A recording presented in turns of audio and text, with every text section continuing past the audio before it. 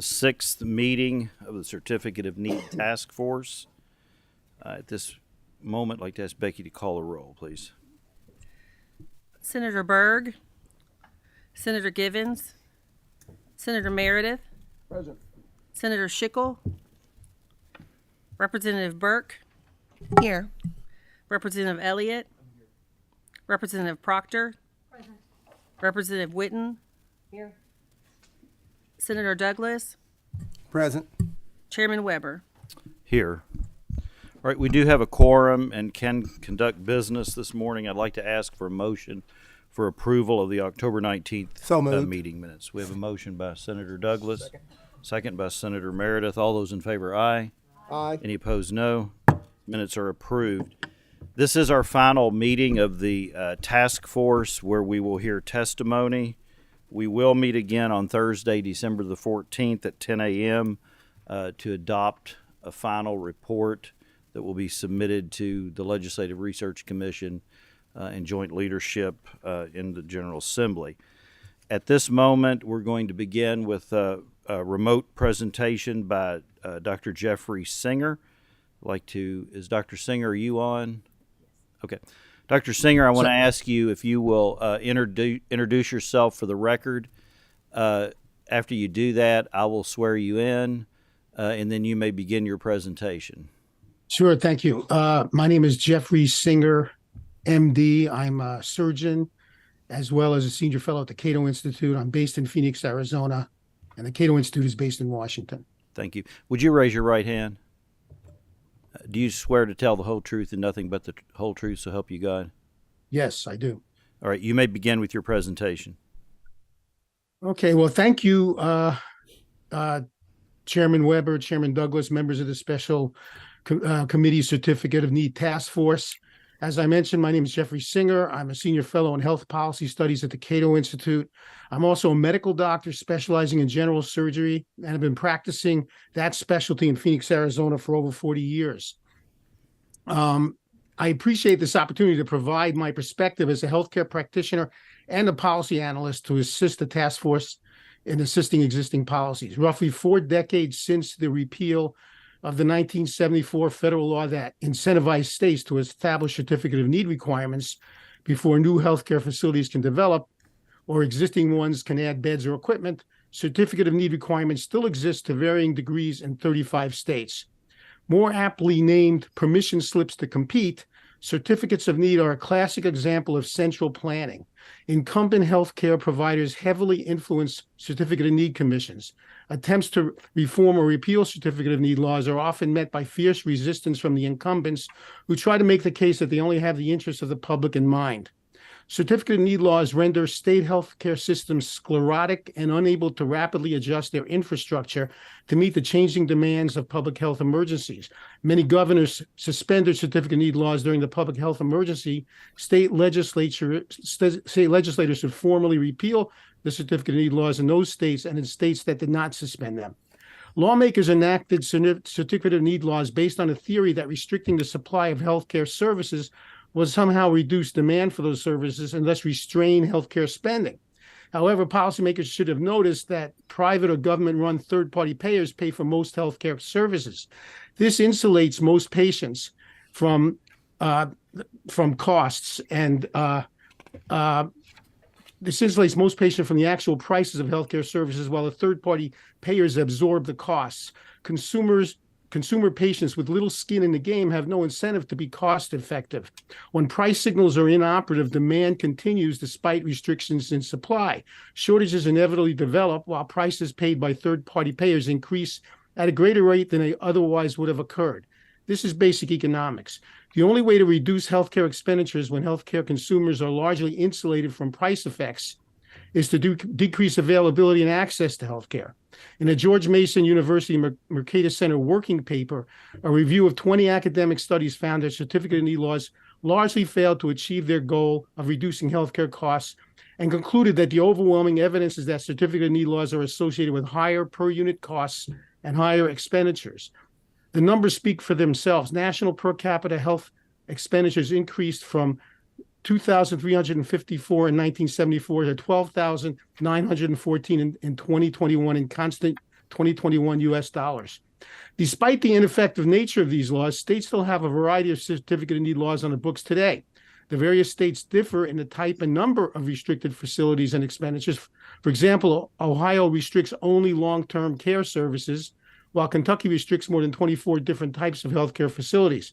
The state where I reside and practice medicine, Arizona, repealed all the certificate of need laws except for ambulance services in 1990. By 1990, California, Colorado, Idaho, Kansas, Minnesota, New Mexico, South Dakota, Texas, Utah, Wisconsin, and Wyoming repealed all certificate of need laws. The certificate granting process effectively gives monopoly privileges to existing hospitals and facilities.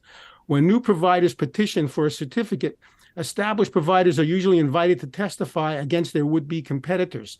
This means that some healthcare practices can openly challenge the right to exist of any practice that might hurt their bottom line.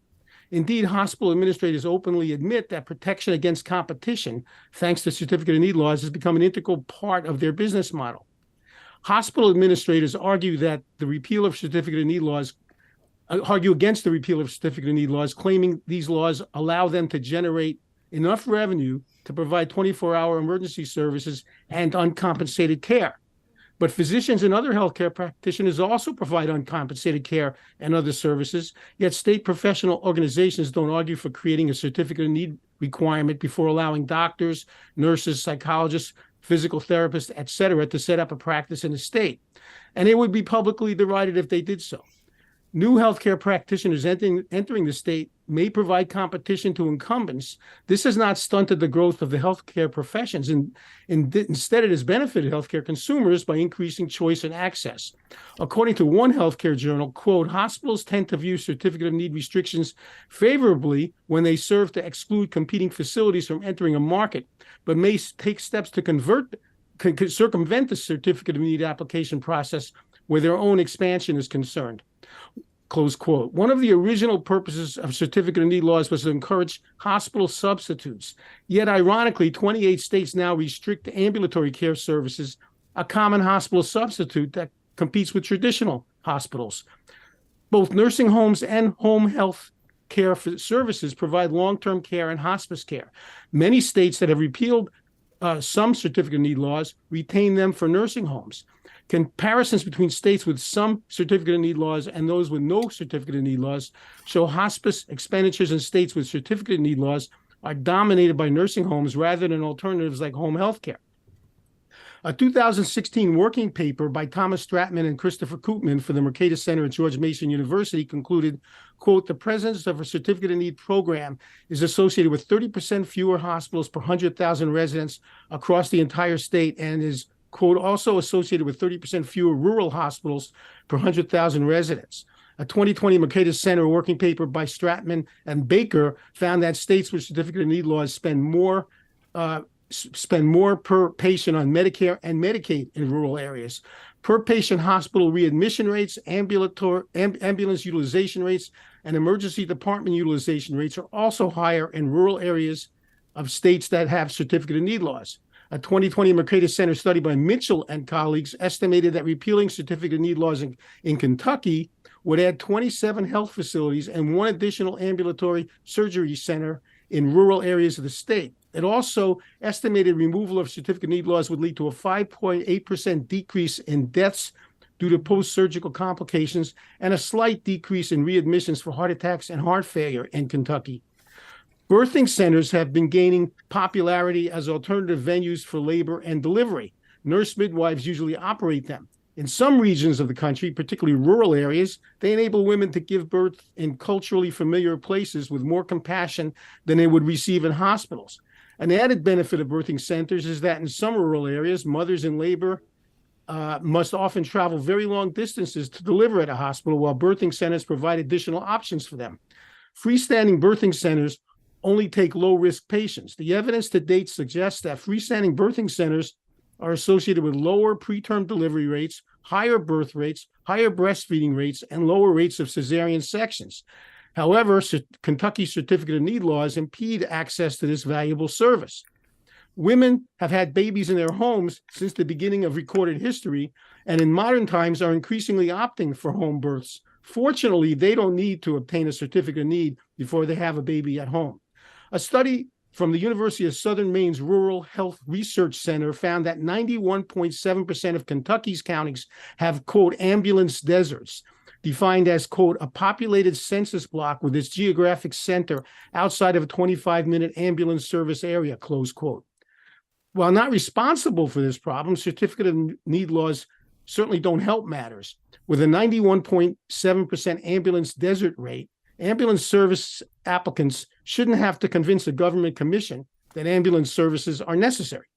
We have seen and continue to see those countries embracing central planning fall victim to what economists call the knowledge problem.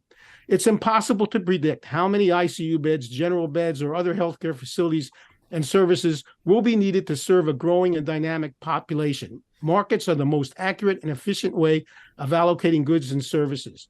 With the advent of the COVID-19 pandemic, many states realized their certificate of need laws left them unprepared for a sudden surge in demand for critical care and other healthcare services, and straitjacketed they were straitjacketed by bureaucratic red tape. Therefore, 20 states suspended their certificate of need laws, and 4 other states issued emergency certificates of need, thus bypassing the usually months-long certificate application process. This was a tacit admission that certificate of need laws impede the rapid response of the healthcare system to sudden changes. I encourage the task force members to heed the lessons the public health crisis provided and act now to repeal certificate of need laws and rid their healthcare system of discredited central planning reminiscent of a bygone era. Thank you very much. Thank you, Dr. Singer, for your presentation this morning.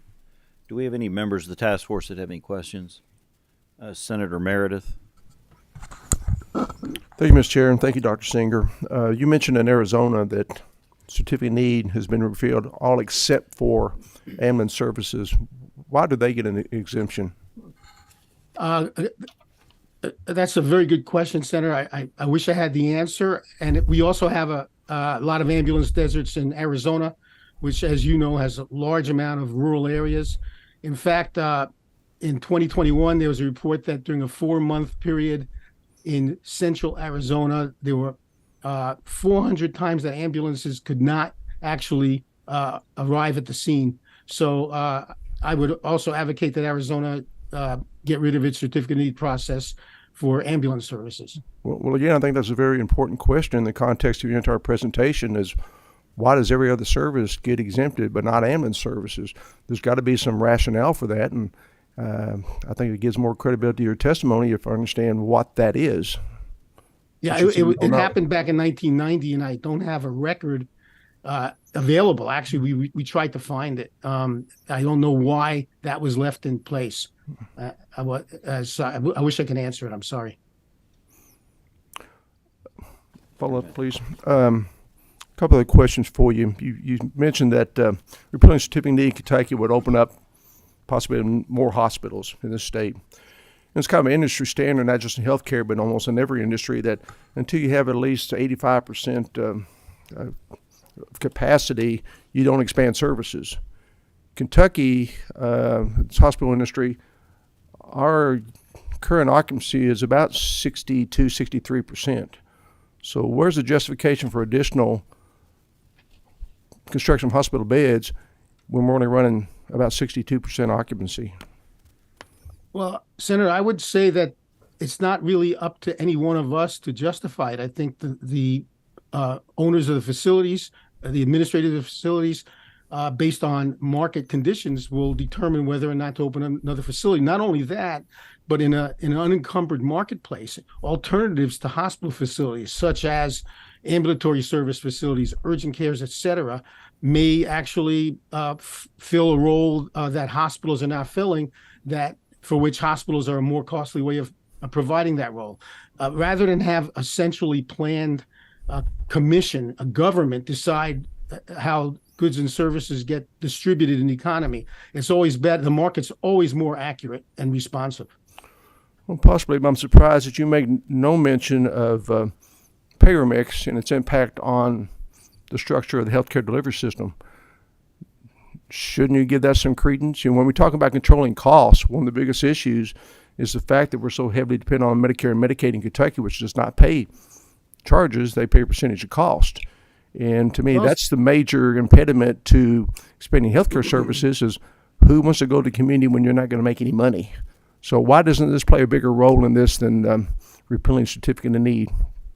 Well, first of all, Senator, if it turns out that it's not cost effective to open up another hospital or healthcare facility, then they won't get opened up. We just don't need a bureaucratic, sclerotic government commission, a bunch of people who aren't in the business deciding when another person can either get into the business or expand their business.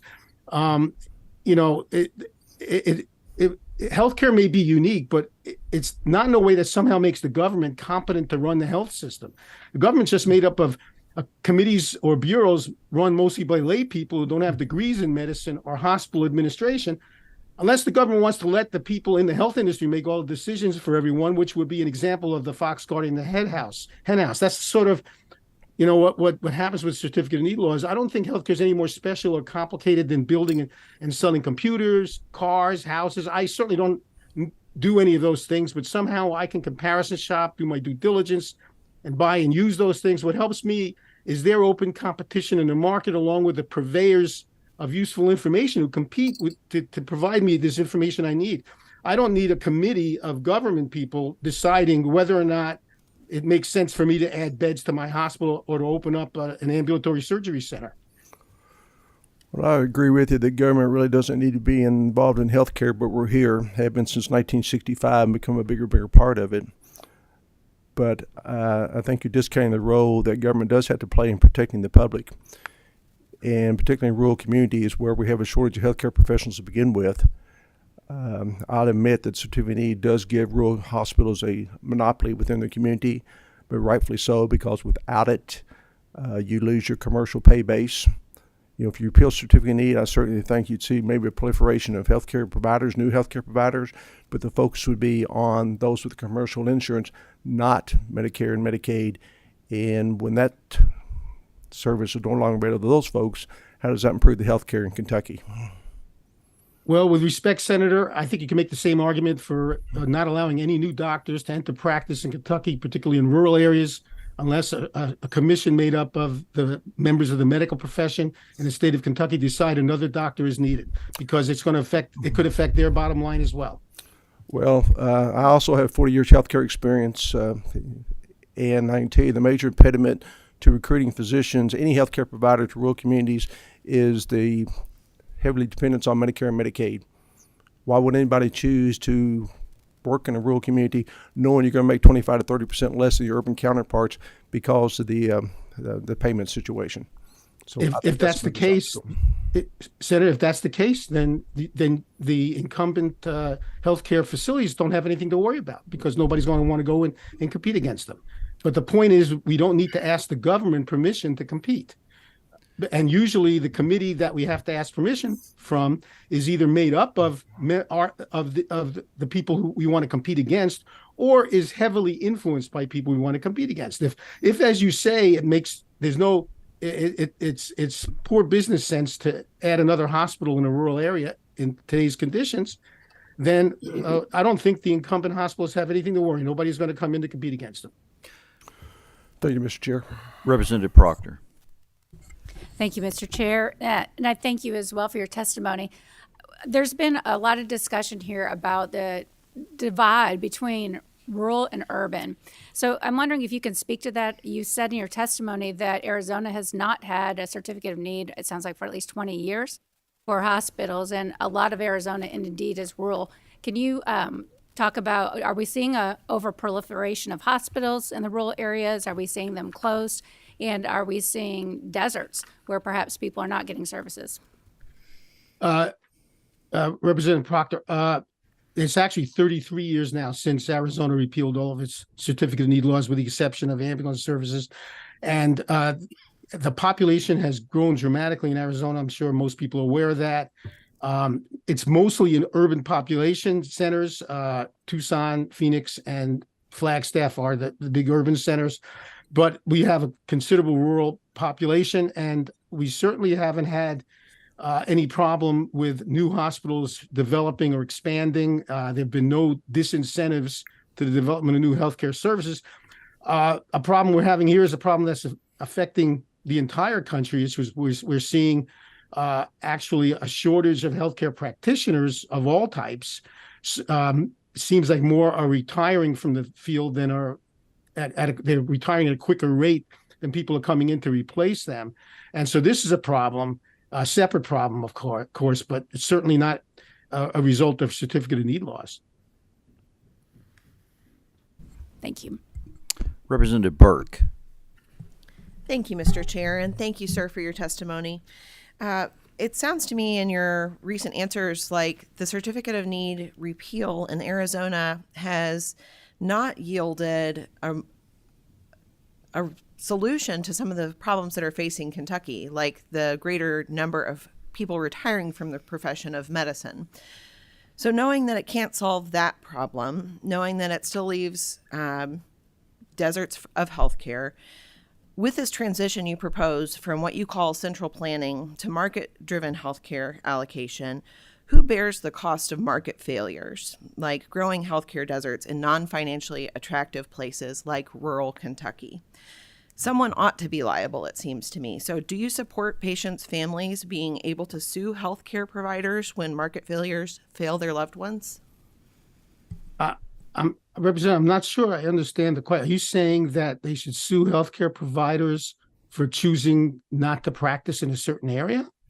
Or if you're talking about suing for malpractice, absolutely, by all means. But if, for example, if a healthcare practitioner chooses not to practice in a rural part of the state, are you saying sue that healthcare practitioner to do so? Yes, and I mean that in somewhat of a preposterous fashion, sir, because someone needs to be responsible for people in Kentucky being able to get health care. And if we depend on the market, you've already admitted, that means there will be no new hospitals, no new health care in eastern Kentucky or rural areas of the state. And in fact, we might lose what we have. So who is going to be responsible then? Well, I don't understand how I don't understand how granting monopoly status to the existing scarce number of healthcare facilities somehow increases the opportunity that people where there are no healthcare facilities will get them. Maybe you could explain that to me. Well, I think you've heard from Senator Meredith how having this program protects the existing entities, and at least we can provide services through the hospitals we already have, but we risk losing that health care for the most vulnerable Kentuckians if we make this shift as just a broad sweeping repeal. So to me, it seems that something more tailored rather than just a drastic repeal, as Arizona has done, would make sense. So it seems to me that you don't think anyone should be liable if Kentucky hospitals close and rural Kentuckians don't have an avenue for health care. Is that right? Well, first of all, among the reasons we have a shortage of healthcare is because our system needs major reform, and certificate of need laws are just one small part of what needs to be part of the reform process. But I don't understand how you could sue someone for not doing something. I don't think that makes any sense legally. But in addition to that, what Kentucky is doing is, what the Soviet Union did, what they do in Cuba, what they do in most socialist, centrally planned economies, which is they think a committee knows best what the market needs. But the market always moves goods and services in the most efficient way to the places where they're needed. And I don't see how now I would grant you that granting monopoly status to the incumbents helps their bottom line. And like I mentioned earlier, you could use that same reasoning to grant monopoly status to all the existing healthcare practitioners in Kentucky. And that way, because Medicare and Medicaid reimbursements continue to go down, and that's one of the reasons why we're seeing doctors retire early. And another reason why we're not seeing as many go in, because it's not remunerative as remunerative as it had been. So maybe we should just put a freeze on all the number of healthcare practitioners in Kentucky and not allow any new person to come into practice unless it's okay with the existing healthcare practitioners. Maybe is that the way you would answer the problem? I think that's an interesting proposal you've made there, sir. Thank you. Well, that's certificate of need. We have a final question from Senator Douglas. Thank you, Mr. Co-Chair. Dr. Singer, listening to some of the things that you've suggested and mentioned, are you suggesting that we move medicine to a free market system, which we do not have in medicine? There's no pretense of a free market system. Often the arguments that I hear being made have a baseline of suggesting that medicine is a free market system. Is that what you're suggesting, is that we move to a free market system in the healthcare space? Yes, sir. In fact, you're absolutely right. We don't have anything. We have this kind of weird, kind of Frankenstein socialized medicine system. You know, anybody over 65 is on a Canadian single payer system.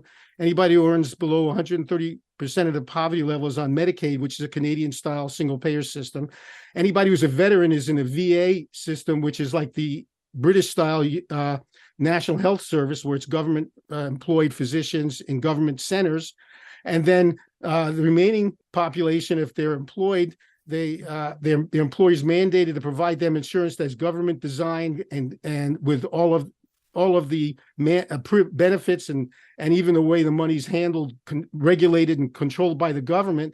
And there's a small sliver of the remaining population that gets individual insurance through a government-run exchange, and the government decides what kind of insurance they can buy and what kind they can't. So we have this kind of weird hybrid Frankenstein socialized medicine system, and that's why things are getting worse and worse. If I may, Mr. Chair, I did have one more question, and then I'll step back. If we move to a free market system in medicine, I know that in many areas we look at selling cars, and if you can't afford that car, you simply can't buy that car. Or if you're wanting to buy a home and you can't afford that home, you simply cannot buy that home. Would you help me out with your concept of what happens when we have public who can't afford the free market system of healthcare? What do we do with that portion of the population, if you would, please? Well, sir, I would argue that food is even more important than healthcare. And there are some people who can't afford food, so we do have ways of subsidizing their purchase of food. We don't own and operate the grocery stores or the farms, and we don't tell the farmers, well, actually, unfortunately, we do tell the farmers how much to grow. We don't tell the grocery stores how much of different groceries they should stock on their shelves. And another grocery store doesn't have to get permission for us if it wants to open up across the street to compete with the existing grocery store. So I really think that markets are only make things more abundant, plentiful, and provide them. At the end of the day, this is about the consumer. It's not about us. And markets basically serve the consumer.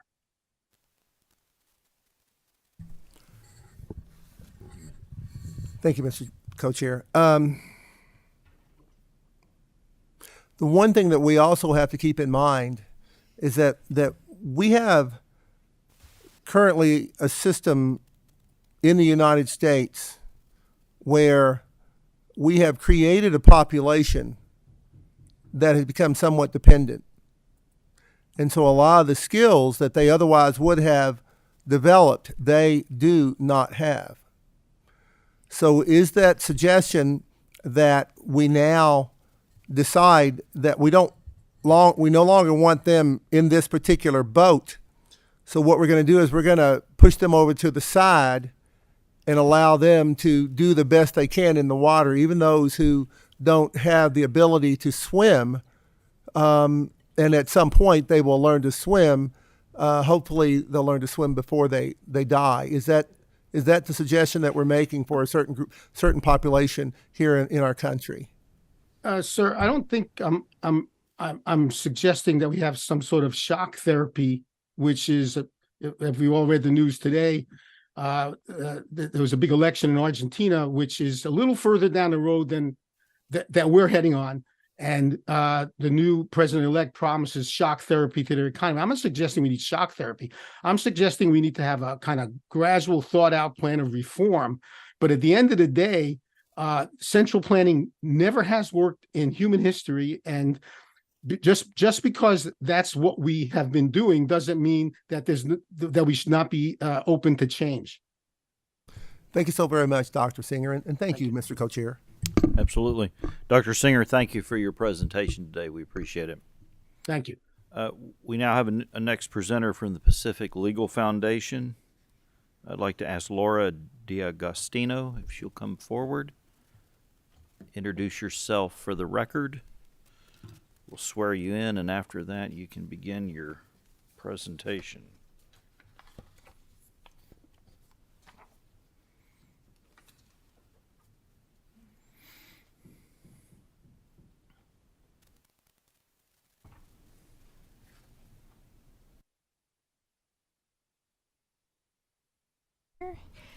Good afternoon or good morning, everyone. My name is Laura D'Agostino. I'm an attorney with the Pacific Legal Foundation, and I'm very grateful to be here with all of you today. Would you raise your right hand? Do you solemnly swear to tell the truth, the whole truth, and nothing but the truth? Thank you. You may begin your presentation.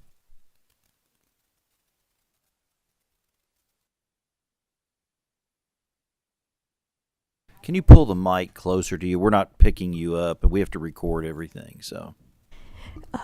Everyone, thank you so much for giving me the opportunity to be here. I'm very grateful to be a part of such a lively discussion about an issue that impacts some of the most vulnerable people in your state. As I mentioned earlier, I'm with the Pacific Legal Foundation, and we are a nonprofit law firm with 17 Supreme Court wins, and we're dedicated to advancing individual rights. This committee stands at a critical juncture, I think, in Kentucky's history. You have the opportunity to end a system that has impeded access to health care for your constituents for decades. And more than 4 decades ago, the federal government incentivized certificate of need laws, or CON laws. I'm going to refer them as CON laws, under a misguided attempt to ensure a higher quality of care. But it quickly reversed course, and yet some states continue to subject themselves to this unproductive method of regulation. What I see from all of you is a task force that's committed to making a change, wanting to address the problems that we're facing. And I hope to highlight some helpful points and provide some information that I think it's imperative for your deliberations. And I think that even if we're facing a administrative reform that appears daunting, I think that with proper discussions and with all of you working together, it can be done. And I think even if we do things in a piecemeal manner, we can still do things to help out the people across your great Commonwealth. On a personal level, I want to share what I've seen firsthand from my native country of Italy. So I'm originally from a small fishing village in that area. Transportation to the main city is often very arduous. There aren't many healthcare providers in town. Generally, people have the local town doctor that is familiar with their parents and grandparents. And what I've come to notice is that even if they can arrange transportation, the healthcare system overall is overburdened, wait times are high, and service is poor. Ultimately, what happens is that there are also such stringent economic regulations that when new providers want to come in and fix things and try to reach the most vulnerable and say, hey, you need to come in for these screenings, you need to take better care of your health, those that have kind of cornered the market or have a quote-unquote monopoly, even if not formally sanctioned by the government in Italy's case, but informally it is, they have an incentive to keep out these other providers. And what happens is that with these high costs, many people give up, or they go to other countries, or they move away to bigger cities, and things just stay the same. Now, I'm used to this in Europe. It's what I grew up seeing, but it saddens me when I see similar themes occur in this great country, especially in such a resilient commonwealth like Kentucky. And I think that you all are so devoted to your constituents that there can be changes that can be implemented to help people. And you all have heard some of the statistics, and I included some as well in my written comments, but overall, con laws are associated with less access to care, particularly amongst rural communities.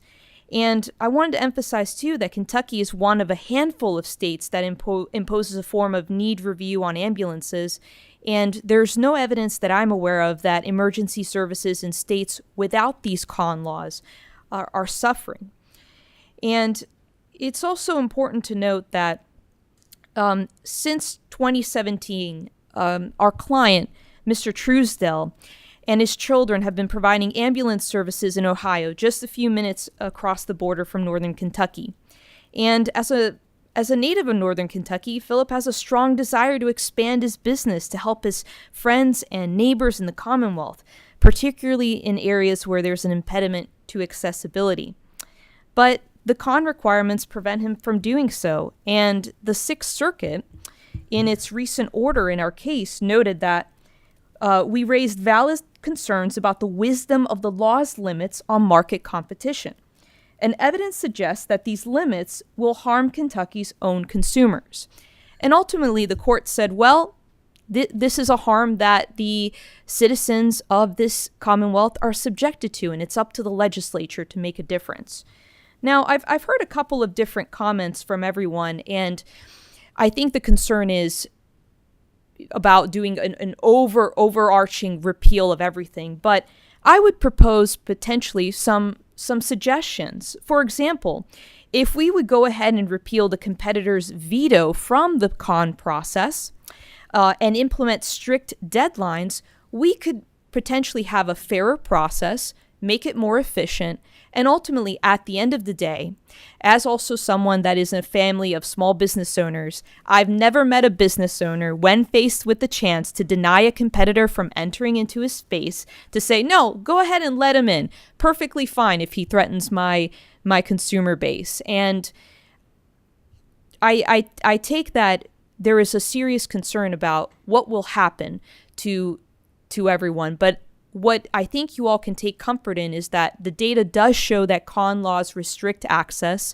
and making reasonable, common sense reforms is not going to harm people. And you have the opportunity to change this process that unfairly advantages certain players within the field. So what I would, again, reiterate to all of you is that you all have the opportunity to remove these barriers. And these barriers have also resulted in the loss of what I was able to find of 4 rural Kentucky hospitals. So there's an opportunity to make things better and to also serve your constituents. Thank you very much. And if you have any questions, I'd be very happy to answer those for you. And again, I'm so grateful for your time. Thank you for your presentation. Do we have any members of the task force have questions?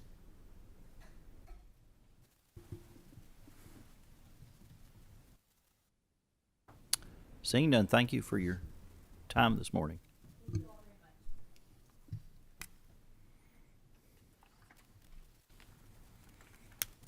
All right.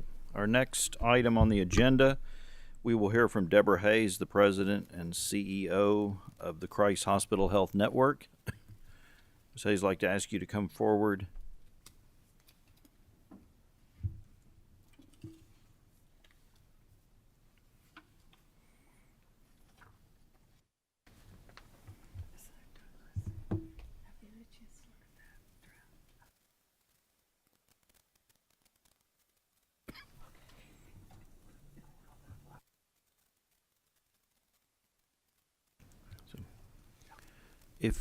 If you and your guests will introduce yourself for the record, and after you've done that, we'll swear you in, and then you may begin with your presentation.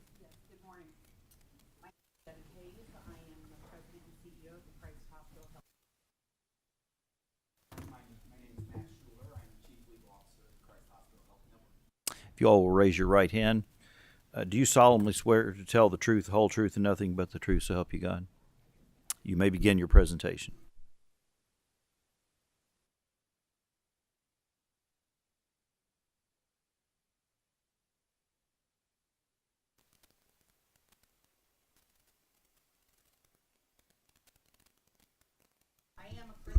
Would you double check your mic?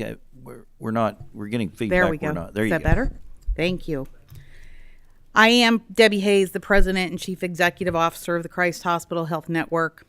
I'm a critical care nurse by background and have been with our organization for more than 35 years, serving in a number of clinical and administrative roles.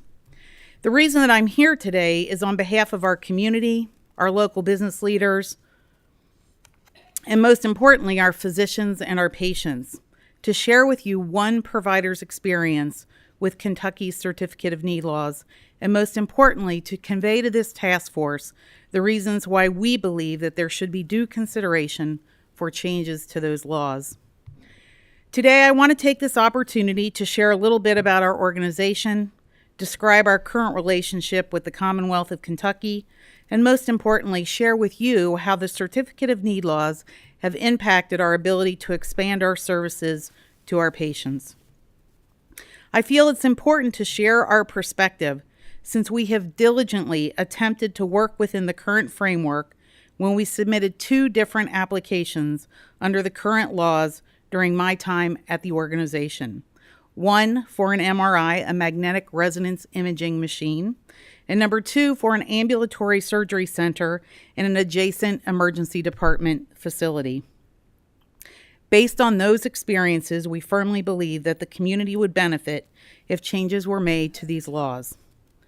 Perhaps a little history. Our first patient was back in 1889, a cancer patient from northern Kentucky. For more than 134 years, we have been delivering the highest quality of care to the greater Cincinnati community, including to patients from northern Kentucky.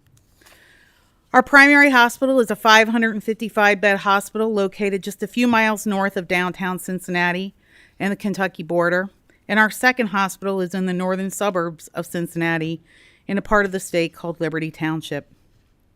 Our workforce numbers about 7,200, and we employ more than 300 physicians and 200 advanced practice providers, and have more than 1,000 providers on our medical staff.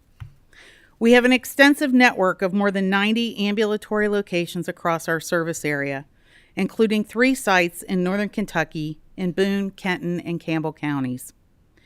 U.S. News & World Report has ranked us as the #1 hospital in the Cincinnati area for the last 9 years in a row, number 43 in orthopedics, number 63 in cardiology and cardiac services. U.S. News & World Report has also ranked us as high performing, meaning the top 10% in the nation in geriatrics, neurology, neurosurgery, and urology. Newsweek has also included us as one of the best hospitals in the world in both 2022 and 2023. In addition, our services have been consistently recognized year over year by the largest provider of patient experience data, a company called Press Ganey, as performing in the top 5 to 10% in the nation for patient satisfaction. Providing care in Kentucky because of its proximity to our main campus has been and remains a key component of our strategic plan. Our belief is that by bringing our services to the Kentucky community, we can improve the health of that community and bring value to citizens in that region, both as a healthcare provider, a community supporter, and through economic benefit in the form of providing stable jobs and growing the jobs base in that region. In Kenton County, Campbell, and Boone counties, the population is more than 400,000 and has grown more than 3.4% over the last 5 years. The region's population is projected to grow another 3% over the next 5 years, which means a growing need for healthcare services.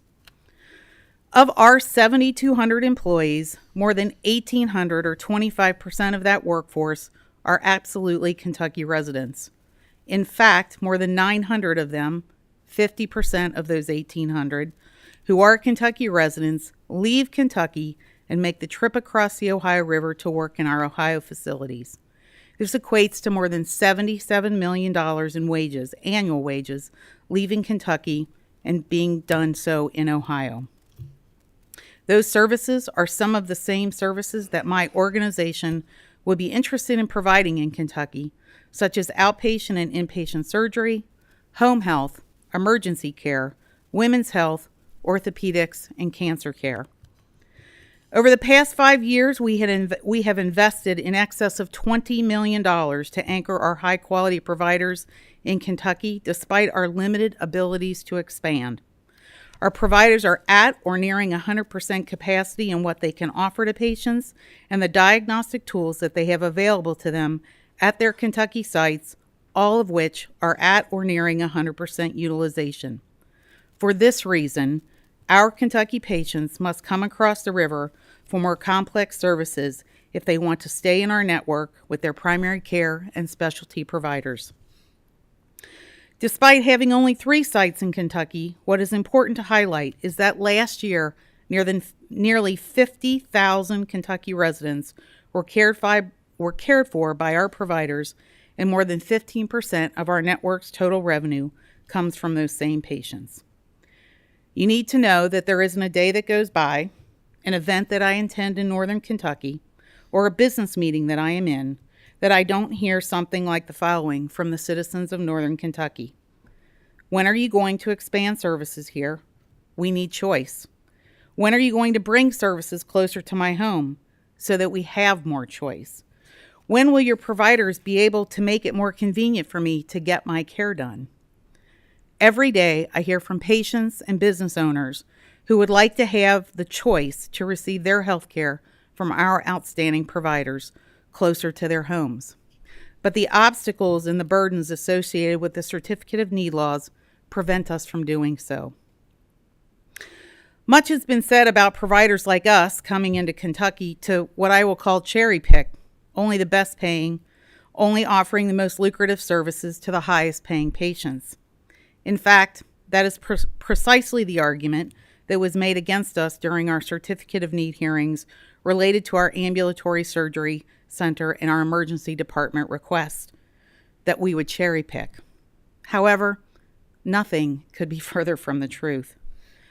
As a nonprofit healthcare provider, it is our goal to make care available to everyone, regardless of their ability to pay.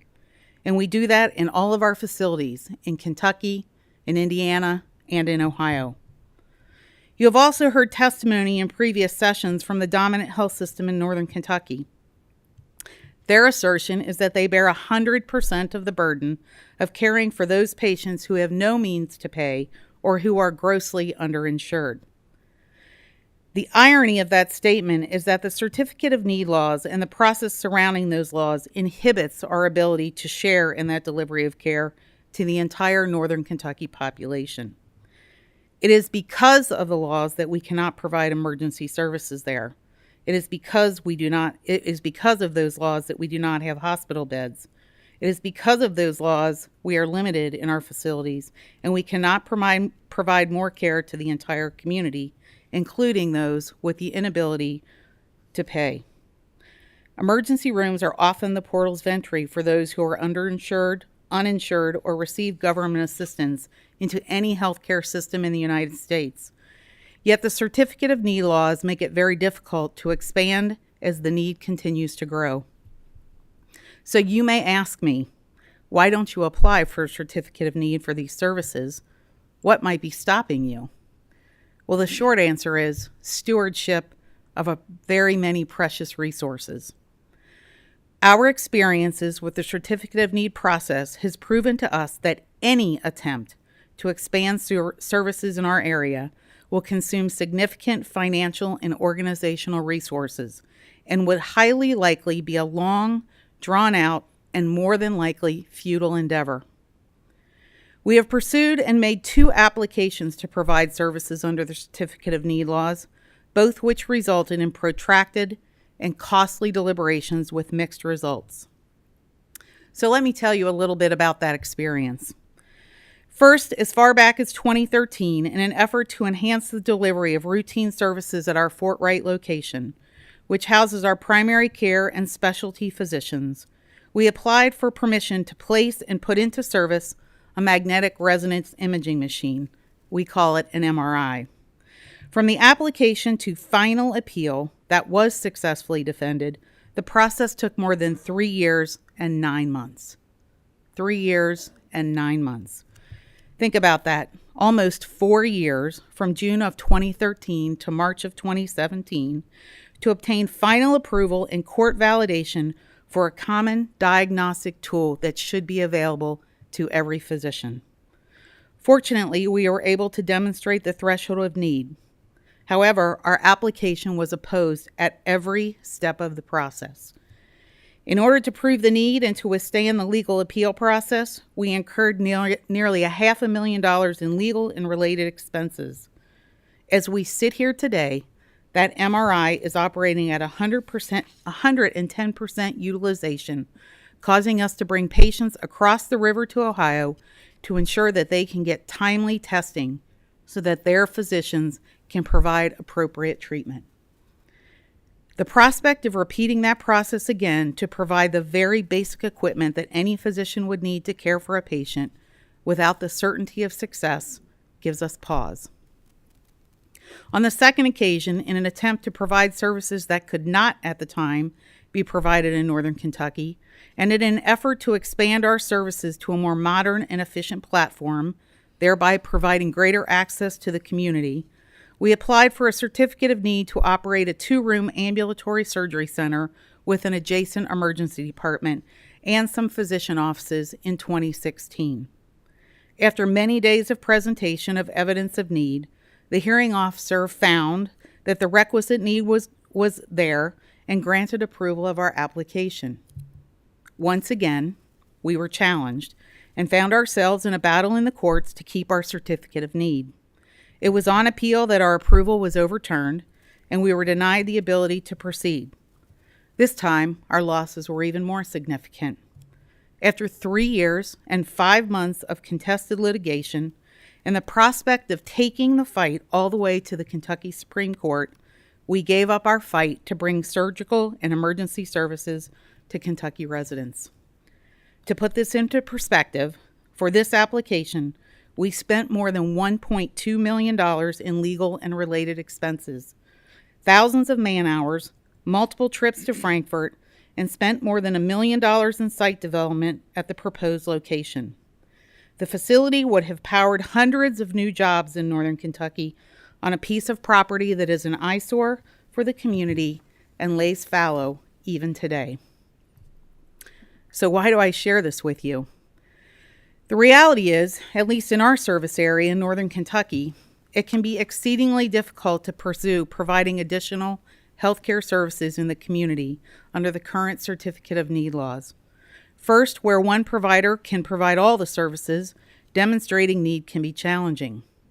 Second, even when the need is demonstrated at the threshold level, the battle is clearly not over.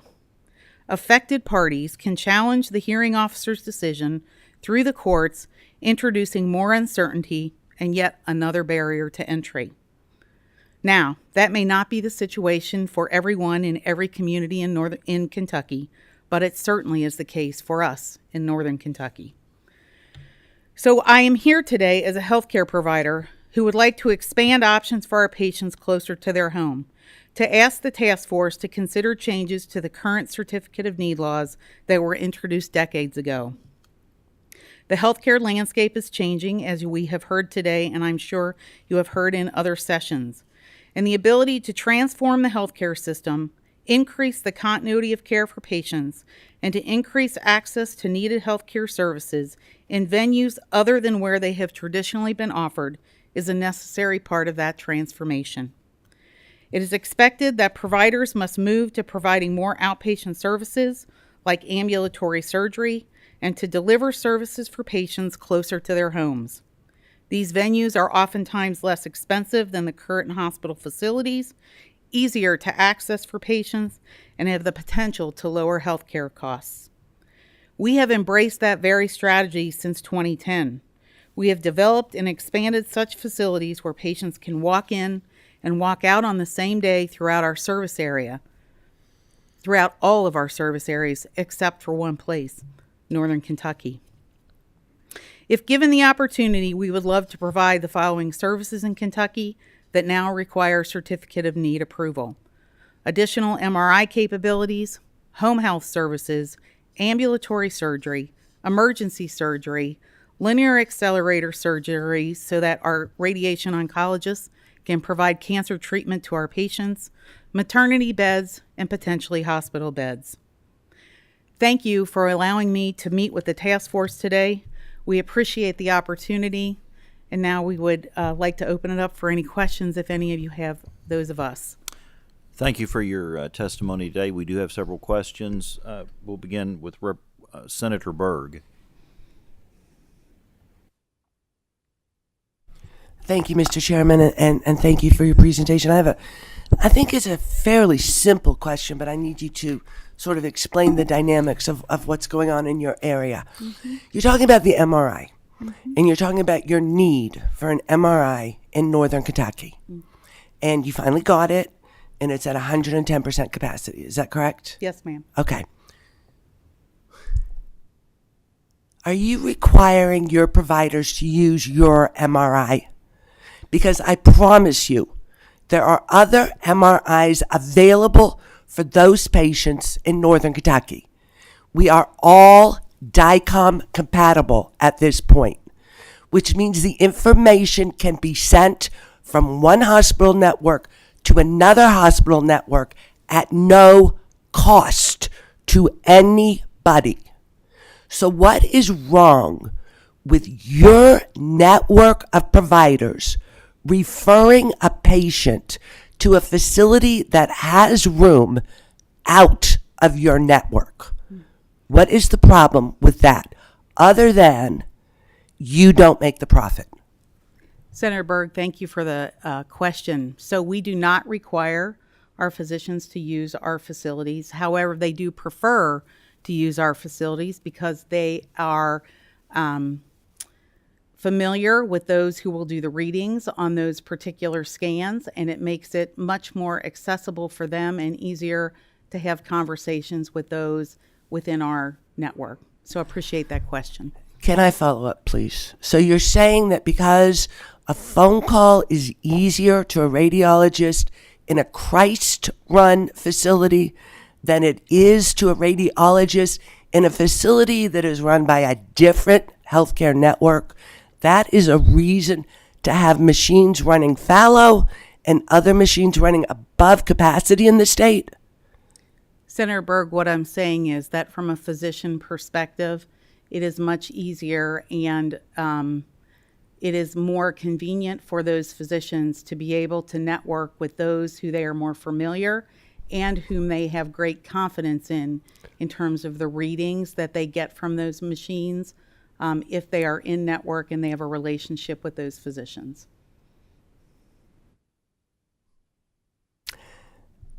I would beg to disagree with that. Because if you have qualified, competent physicians in all of your systems, they should be able to freely interact back and forth. That is more cost effective. It definitely allows us to use the equipment that we have at a much, much more effective rate. And I wouldn't hesitate actually to say that part of your problem that you're bringing to us is a problem with networks being unwilling to work together for the advantage of the populations that we serve. Thank you. Senator Meredith. Thank you, Mr. Chair, and thank you, Ms. Hayes, for your testimony. Just want to be clear on your position. Are you advocating for complete repeal of certificate of need? I am asking for the task force to consider repealing the current law based on the testimony that has been provided, and we would be happy to provide services in the state of Kentucky based on the considerations given to this task force and the decisions made. So you're advocating for repeal of certificate of need? Yes, sir. I certainly understand the growing pains of northern Kentucky and the Cincinnati metropolitan area. But in your experience as a hospital CEO, do you think repeal of certificate of need will have no adverse effect on rural hospitals? You know, Senator Mayer, it's an interesting question. So we have relationships with 2 rural hospitals, one in Well, Indiana. that's a yes or no question, really. I don't need to be lectured on it. I'm just curious as to. you Senator think- Meredith, I don't believe that it will have a negative effect on rural hospitals if healthcare systems who might wish to provide services in those areas can partner with those rural healthcare systems like we do. Well, what's their incentive to provide those services in rural areas? We haven't seen that proliferation of services to date, and rural hospitals are struggling mightily. In Kentucky, 60 some hospitals are considered rural, and almost half of those are at the verge of financial failure. Where are the urban centers in trying to help these rural hospitals? I can't speak to what's going on outside of the Northern Kentucky region. I can speak to what we have done in rural hospitals that we have partnered with in both Indiana and also in Ohio. Let me ask it another way then, and I ask the committee's indulgence because we've been here before. Folks say this will have no impact on rural health care, and I adamantly disagree. But you will acknowledge that the majority of patients in rural hospitals are either Medicare or Medicaid. Would you not? That may be the fact. I have not done an analysis of each individual. And I'll assure rural you that community. they are. Majority of patients are Medicare and Medicaid. And you will acknowledge that the majority of the Medicare and Medicaid patients do not pay charges. They pay a percentage of cost. That is the way that the current health care system is set up, yes. And for Medicare, it's about 80% of cost. For Medicaid in Kentucky, it's about 66% of cost. Mm-hmm. So I think you acknowledge that also a failed business model where every patient you see you're going to lose money on. So how do rural hospitals survive? They do it. I'll answer that question for you, then you can explain it to me. They do it on that small percentage of commercial pay patients that they do have who are paying more than the cost to help subsidize that. If you don't provide protection for that small percentage of commercial pay patients that rural hospitals have, how can they possibly survive? Mm-hmm. Senator Meredith, with due respect, in the areas where we have partnered with rural health systems, we have actually brought physicians and other services to them so that they could keep their services in their rural communities, except for those that they did not have the capacity to care for. May I continue? Since you brought up the history, you mentioned 2015, your ambulatory surgery center. And in that case, you were given an exception by then Governor Steve Beshear to get a CON for your ambulatory surgery center. Yes, sir. This was exception to our state health plan. And you kind of went through the litany of events that happened after that. Finally went to the Circuit Court of Franklin County here, and they did not find in your favor. And specifically, they mentioned that you could not prove that you had a charity care policy specific to protect your residents. They also ruled that this exception encouraged the proliferation of unnecessary healthcare facilities and cost inefficiencies, and that this exception was unconstitutional special legislation because it promulgated to accommodate the economic self-interest of the Christ Hospital Network. Those are pretty damning summaries of what had occurred. And I truly am amazed that a sitting governor would make an exception to our state health plan, particularly when our Administration Regulation Committee voted 8-0 that the regulation was deficient. So I really am curious to how that happened. And I would like to know, during that period, did any member of your administration, your board of directors, or agents working on your behalf, past or present, make a political contribution to Governor Steve Beshear or Governor Andy Beshear or the Kentucky Democratic Party to get this exception? Senator Meredith, to my knowledge, none of that, and there were no contributions made, but that is to my knowledge.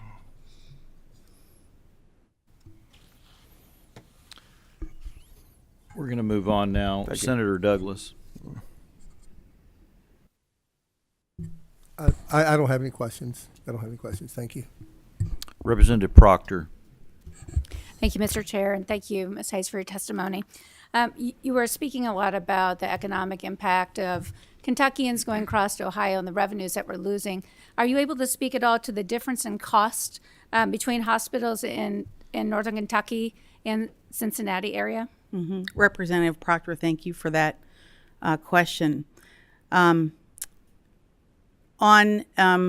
fairly routine circumstance, all healthcare systems go through what is known as negotiations with our payers.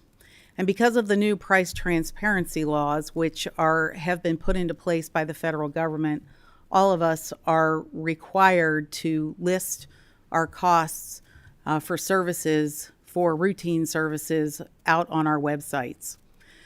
As a result of that, we are able to analyze the cost of services in the different areas surrounding us and, quite frankly, across the country. So let me give you just 4 examples of what we know to be true in as recently as March of 2023. For 4 common procedures, if you can call them that, for heart valve surgery, the cost of care is 50% higher in northern Kentucky. For cardiac bypass surgery, it is 67% higher than the average cost in greater Cincinnati. For vaginal deliveries, it's 107% higher. And for cesarean sections, it's 193% higher than it is on the Cincinnati side of the river. Thank you. Representative Burke. Thank you so much, Mr. Chairman, and thank you for your presentation. I want to start by saying I've received care at Christ Hospital. It was excellent care, and I was grateful that I was able to go there. I know that not all Kentuckians have the privilege to be able to travel from where they live to receive care, but I'm very grateful that I did. So with that transparency about myself and about my perspective, I have a question for you because I'm not in favor of a full repeal, but I am open to changes. And so I have a proposed change, and I want to see what you would think about something like this.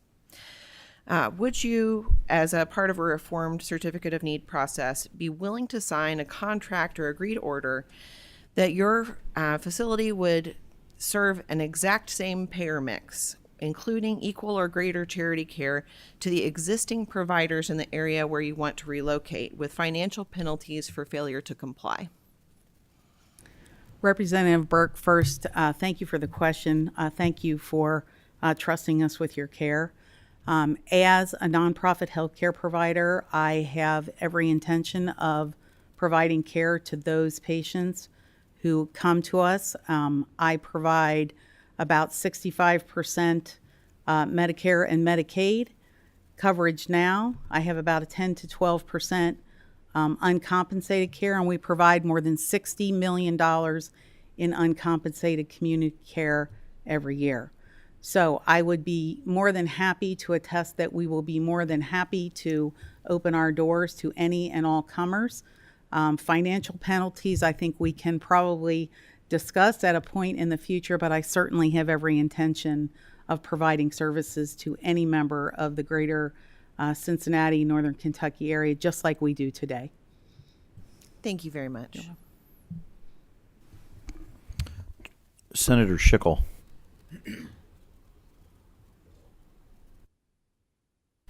Thank you, Mr. Chairman. And President Hayes, thank you for your testimony. And I've really appreciated all the testimony today. It's been very good. The chairman tells me this is our last meeting that we're going to be taking testimony. So with your indulgence, Mr. Chairman, I just really had a few comments rather than questions. You may proceed. Thank you, Mr. Chairman. I wanted to get a few comments on the record. I've been in the legislature quite a while, and I've always favored certificate of need reform from day one, because I know, like you testified, President Hayes, how much the people in Northern Kentucky want certificate of need reform. Like some on this committee, I'm not a doctor or lawyer or hospital administrator, so I really don't know a lot of the technical parts of it. But I do know this for sure, that almost everyone that I run across, unless they work for St. Elizabeth Hospital, favors certificate of need reform. St. Elizabeth Hospital is my hospital. That's where I go every time I've gone. That's my physician, St. Elizabeth Hospital. I have great confidence in them. They do a good job for me. But I know that the public is crying for alternatives for the very reasons that you stated so well. And I'm just wondering if there's some way that we can address the rural hospital concern, which really doesn't apply to Northern Kentucky, in some sort of, and I don't know, that's a better question for the LRC and the lawyers on this committee, but that would help this situation in Northern Kentucky with still giving some protection as they see it to the rural hospital. So that was the comment I wanted to make, Mr. Chairman, get that comment on the record. But I'm strongly in favor of reform of certificate of need. Thank you. Thank you, Senator Schickel. Senator Williams. Thank you very much. In the greater Cincinnati area, we have one of the number 1 or 2 children's hospitals in the nation. Do you work well with them as referred patients back and forth with children's? Senator Williams, thank you for the question. Yes, actually, we have a wonderful relationship with Cincinnati Children's. Now, we do not provide care for children.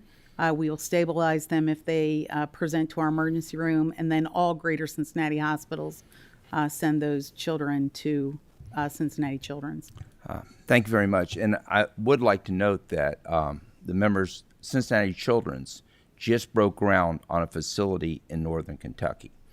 And a lot of people aren't aware that a lot of the kind of work they do, after they do it, my grandson is at Cincinnati Children's right now. He cannot live for about 6 months after his treatment more than 30 minutes away from that facility.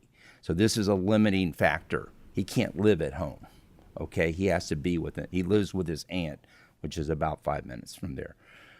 But they would open a medical facility for all of these children, a lot of who are in the rural Northern Kentucky area would not have to leave their home because Lexington's too far, these other areas are too far. They could come if we eliminated the CON for Children's Hospital. They would open the facility so he could live at home and be treated in Northern Kentucky. So that's, to me, it's a game changer. And I'm glad to hear you cooperate with the other hospitals in the area. Thank you, Senator Williams. Do we have any other members of the task force want to ask a question? Representative Elliott. I think it hasn't been said, but who has opposed your certificate of need applications? Representative Elliott, are you asking who opposed? Yes. Did I hear that correctly? Yes. It was St. Elizabeth. Okay, thank you. Thank you, Representative Elliott. Any other comments or questions, members of the task force? Senator Schickel. Yeah, I just have a comment, Mr. Chairman, because I know there's frustrations on this issue on both sides with people of both points of view. But I want to point out to the committee and to the members watching that we've come a long way on this issue. I'm thankful to leadership for appointing this task force for the first time to take a deep dive into it and look at it. I think that in itself is a great accomplishment. Just several years ago, we weren't even talking publicly about this issue.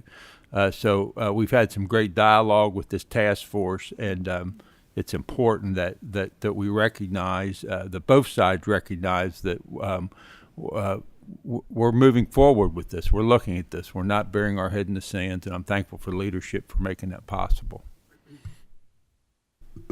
Thank you, Senator Schickel. All right, being no further questions, thank you for your testimony today. At this time, I would say that the next meeting of this task force will be on Thursday, December 14th. We'll meet at 10 a.m. At that time, the purpose of that meeting will be the adoption of the final report that will be submitted to the Legislative Research Commission and the leadership of both chambers.